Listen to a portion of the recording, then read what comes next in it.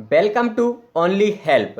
Friends, आज है 28 मई 2020 और 28 मई 2020 से करंट अफेयर्स के जो भी प्रश्न बनेंगे उनको लेके आया हूं मैं आप लोगों के लिए इस वीडियो में। तो फ्रेंड्स, चलिए आज का पहला प्रश्न देखते हैं। निम्न में से कौन ड्रग रेगुलेटरी सिस्टम में सुधारों की सिफारिश हेतु गठित उच्च स्तरीय पैनल के प्रमुख हैं? तो फ्रेंड्स, इसमें ऑप्शन नंबर सी हमारा सही है, राजेश भूषण।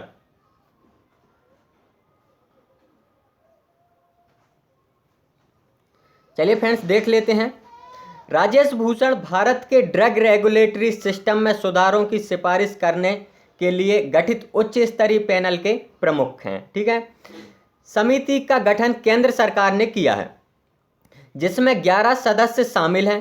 भारत के स्वास्थ्य और औषधि महानियंत्रक डॉक्टर ईश्वरा रेड्डी दवाओं और चिकित्सा उपकरणों के नियमन में वैश्विक मानकों को अपनाने के लिए समिति को सहायता प्रदान करेंगे। अब आपको आ गया समझ में कि जो ये ड्रग रेगुलेटरी सिस्टम में सुधार लाने के लिए जो उच्च स्तरीय समिति है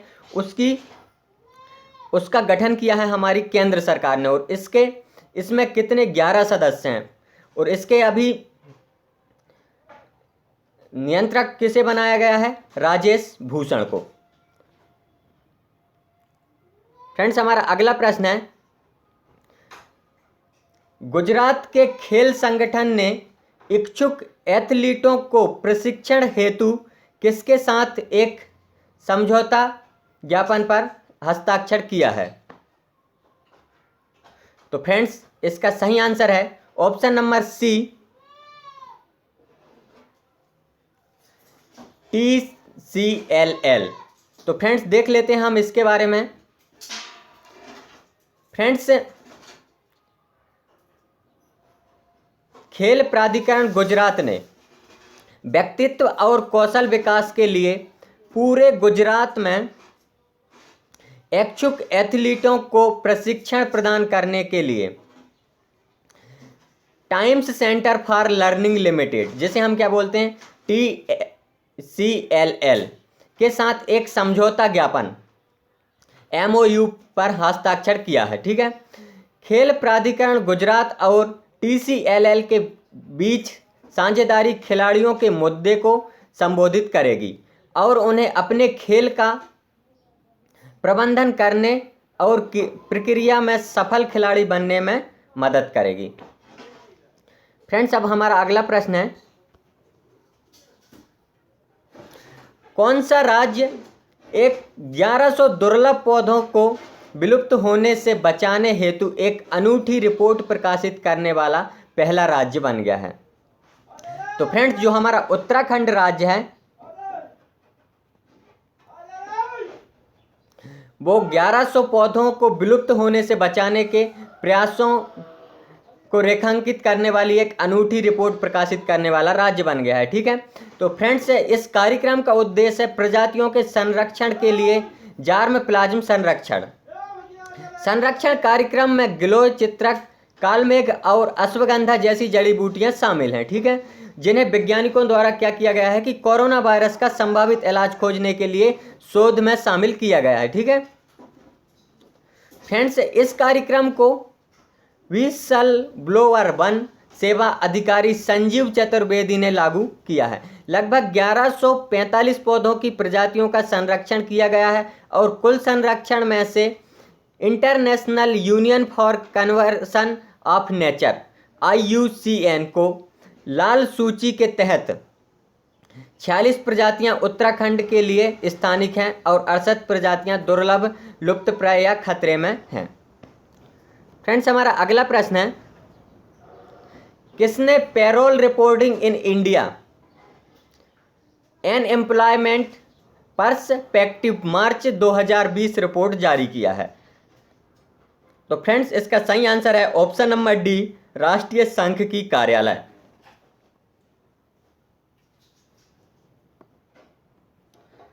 तो फ्रेंड्स देख लेते हैं इसके बारे में। राष्ट्रीय सांख्यिकी कार्यालय NSB द्वारा payroll reporting in India an employment perspective March 2020 report जारी की गई है। रिपोर्ट कई सामाजिक सुरक्षा योजनाओं के नए ग्राहकों के पेरोल डेटा पर आधारित है, जिसे ESIC द्वारा संचालित किया गया है। यह EPFO और पेंशन फंड नियामक PFRDA की सेवानिवृत्ति निधि निकाय है। फ्रेंड्स, हमारा अगला प्रश्न है, कौन सा राज्य प्रतिवर्ष 25 मई को झीरम श्रद्धांजलि दिवस के रूप में मनाता है? तो फ्रेंड्स, इसका हमारा सही आंसर है ऑप्शन नंबर ए, छत्तीसगढ़।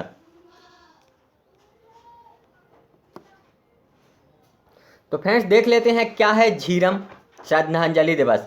तो फ्रेंड्स, छत्तीसगढ़ राज्य सरकार ने 25 मई वर्ष 2013 को झीरम घाटी में नक्सल हिंसा के शिकार हुए राज्य के वरिष्ठ नेताओं, सुरक्षा बलों के जवानों और विगत वर्षों में नक्सल हिंसा के शिकार हुए सभी लोगों की स्मृति में 25 मई को प्रतिवर्ष झीरम श्रद्धांजलि दिवस को मनाया है। ठीक है, भूपेश बघेल के नेतृत्व वाली कांग्रेस सरकार ने इस दिन को झीरम श्रद्धांजलि दिवस मनाने का निर्णय लिया हुआ है। तो फ्रेंड्स, हमारा अगला प्रश्न है,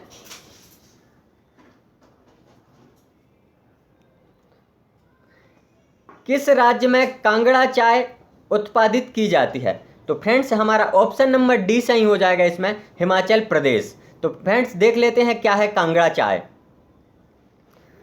तो फ्रेंड्स, कांगड़ा चाय उत्पादन हिमाचल प्रदेश के कांगड़ा जिले में किया जाता है। ठीक है, जो कांगड़ा चाय है उसका उत्पादन हिमाचल के कांगड़ा जिले में किया जाता है और 2005 में इसे भौगोलिक संकेत का दर्जा दिया गया है। 19वीं शताब्दी के मध्य से घाटी में ग्रीन टी और ब्लैक टी दोनों का उत्पादन किया जाता है।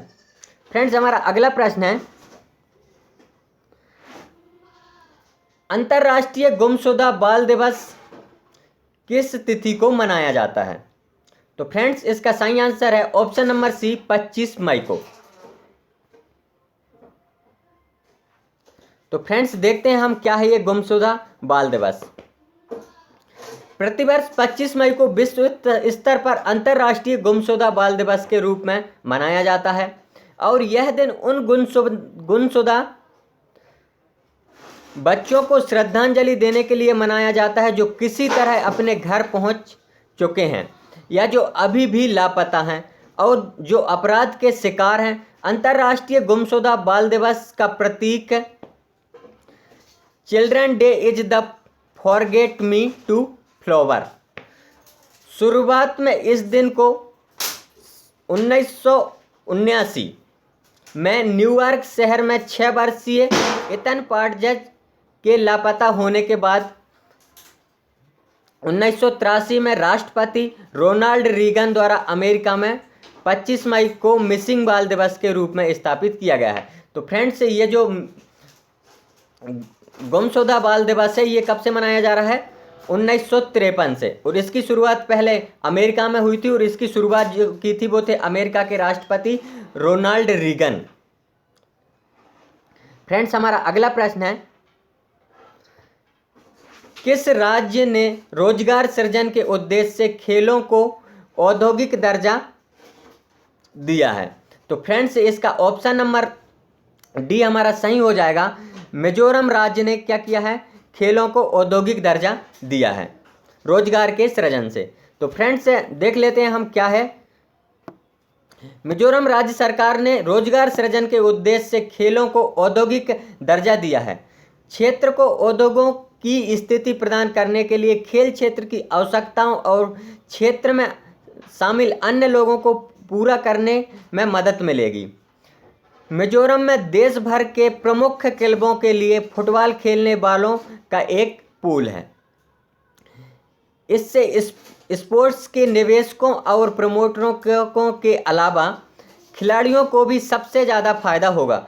भारत में सबसे प्रसिद्ध football league Indian super league ISL है, जिसे 12 अक्टूबर 2014 को शुरू किया गया था। तो फ्रेंड्स, प्रश्न पूछ सकता है ISL को कब शुरू किया गया था? तो इसे शुरू किया गया था 12 अप्रैल 2014 को, सॉरी फ्रेंड्स, 12 अक्टूबर 2014 को।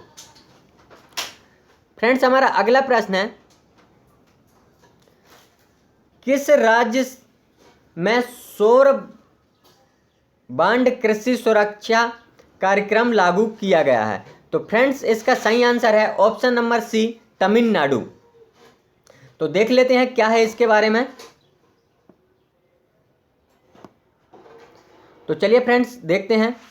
तमिलनाडु सरकार ने केंद्रीय कृषि सुधार योजना के तहत अद्वितीय सौर बांड कृषि सुरक्षा कार्यक्रम को लागू करने के लिए प्रारंभिक कार्य शुरू कर दिया है। कार्यक्रम केंद्रीय कृषि सुधार योजना के तहत क्रियान्वित किया जा रहा है। कोविड-19 लॉकडाउन की वजह से सामान्य कृषि गतिविधियों से अस्थायी विराम का उपयोग किसानों द्वारा इस तरह के अभिनव कार्यों में किया जा रहा है। बिजली के बॉन्ड गैर प्रदूषणकारी और पैनलों और द्वारा संचालित होते हैं जो पर्यावरण के अनुकूल हैं और जानवरों विशेष रूप से हाथियों से हमले के जोखिम को कम करने के लिए राज्य के विभिन्न हिस्सों में स्थापित किए जा रहे हैं।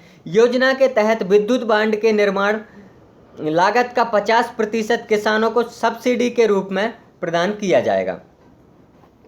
तो फ्रेंड्स हमारा अगला प्रश्न है और लास्ट प्रश्न है इस वीडियो का, समाप्ति प्रसूति नाल व्रण के लिए अंतर्राष्ट्रीय दिवस किस तिथि को मनाया जाता है?